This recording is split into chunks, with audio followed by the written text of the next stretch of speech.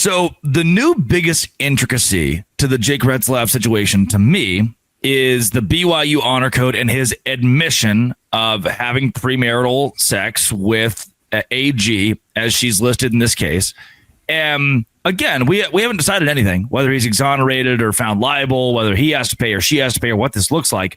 What we don't even, the whole Utah football player being involved thing and her assailant playing on the team at Utah but not being a moneymaker, and there are wild pieces to this.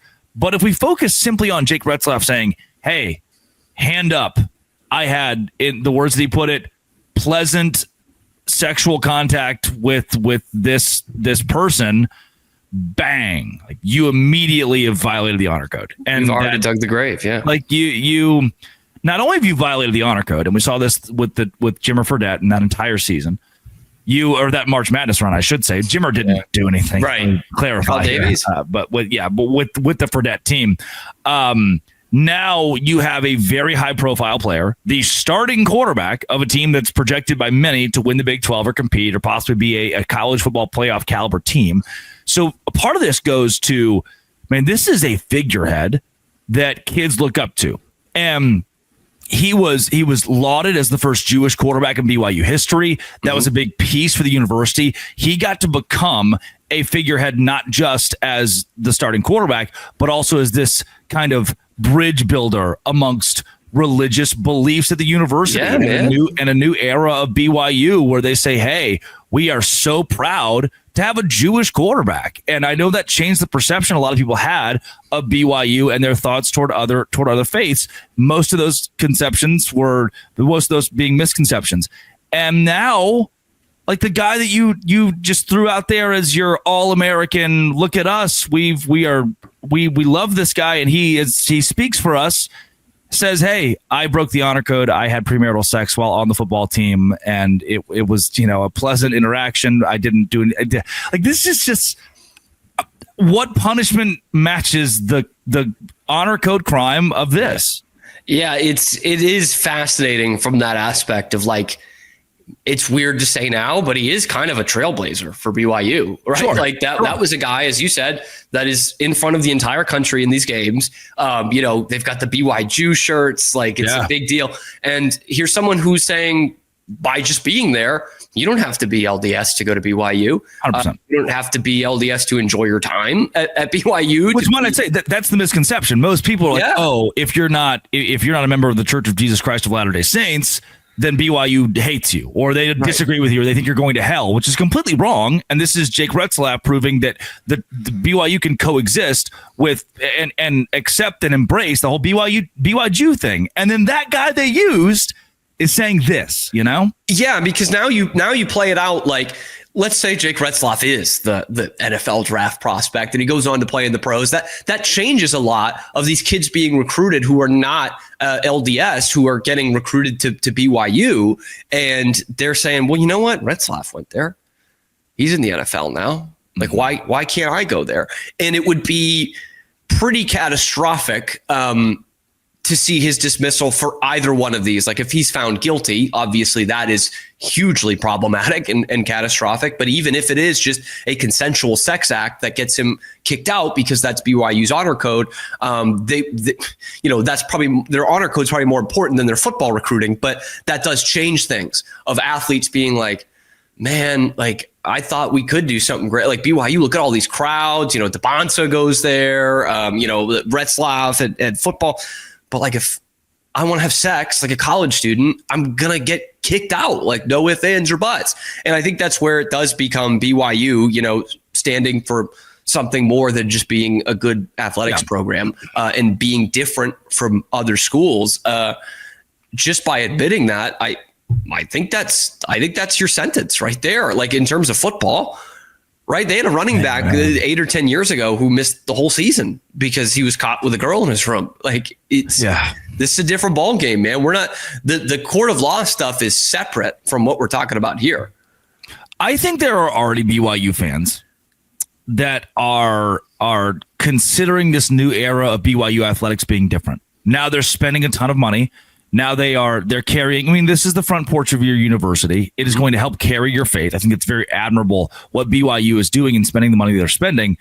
But there have to be BYU fans who think, man, we're moving so fast. We're losing our. You've heard a couple of donors or members of the church saying we'll never be the highest bidder because BYU is we do things differently here. Now Brian Santiago, the new athletic director, I got this dropped in your lap, has to decide. We have already told you we're not as focused on the 2-star from Logan. We're focused on the 5-star from LA. Mm-hmm. We've already told you that.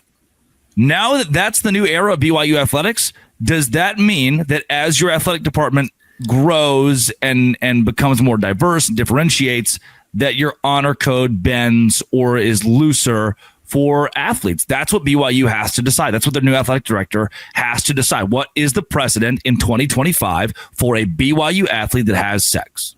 And this is kind of feels weird and a little morbid to say, but if he is found not guilty of doing this, that almost makes this story more intriguing, right? Like this becomes, it's probably the biggest story in college football anyway, but it becomes like a cultural story of, well, this kid didn't do this awful act, allegedly, but he did have sex, something that almost all college students do in this country, and he's going to be kicked off the football team and thrown out of school probably because of that. It becomes just this fascinating thing where Brian Santiago could be making an example here. That's what it becomes like. Yeah. No matter what comes out of the court case, what example are you going to make at BYU? And from what I've seen in some of these stories and some of these comment sections, it divides BYU fans a little bit. I think most are sticking with, hey, we are a different school. We do have this higher standard that we need to keep, and we're going to keep keeping that. But to the other hand of what we just talked about, like BYU athletics is doing, as well as it's done in a long time, and on a national stage. They're now in a major conference. They have every opportunity to be playing in the biggest college football games and college basketball games in America because of the investment that they've put in and guys wanting to come there. That becomes a huge deal if you say, yeah, right or wrong. It becomes a huge deal if you say we've still got to hold up the honor code no matter what. Yeah. You mentioned, at every university in America, that's what college kids kind of do. And BYU prides itself on being different. I understand why so many BYU fans have said, look, if he's admitting to having sex, kick him out. He's done. Set the tone. Because a lot of these people, look, just because you're a member of the LDS faith doesn't mean you don't want to hook up when you're in college. It probably means it's getting the pressure, the temptation is there even more because the expectation is set. And when a rule is set, you want to break it. And so by and large, this fan base is looking at Jake Retzlaff going, hey, we all did this. Like we all stuck to our guns. We stuck to our faith. We stuck to our religion, our beliefs. We stuck to what BYU stands for to uphold a standard that is unique and honestly unheard of across the rest of the country. And to go off that, there are plenty of, students who are saying that. I'll bet there are people in that locker room saying that. Mm-hmm. There are teammates saying that. I know these guys are rock stars being on a football team. That's just what it is in America, right? But I'm sure most of them have upheld that because they want to stay on the team. They want to stay in school. And so there are some probably team leaders that are saying, well, why? If he would get reinstated or whatever, be like, well, why does he get to break the rules? Because he's the quarterback. It's a harsh lesson in life, right? But yeah, not just the students that are doing it. I'm sure there are people in that locker room and his teammates that look up to him, saying, I want to do that too, man. Yeah, I didn't do it. Yeah, the consensual is what they want to do. Sorry, you should clarify that. Sure. The reports have also stated that Retzlaff has been a part of player-led practices, and man, I don't know. If you put it up to his teammates or you put it up to, and we have a whole case to figure out between now and then, but the complexities grow. That's Cameron Stewart of Locked On Baylor and the Cam Show, hosting national news every single day, talking a lot of hockey, a lot of Jake Retzlaff. A lot of hockey, baby. This has been, and always will be, Locked On. Thanks for making it your first listen every single day. Doe A.G.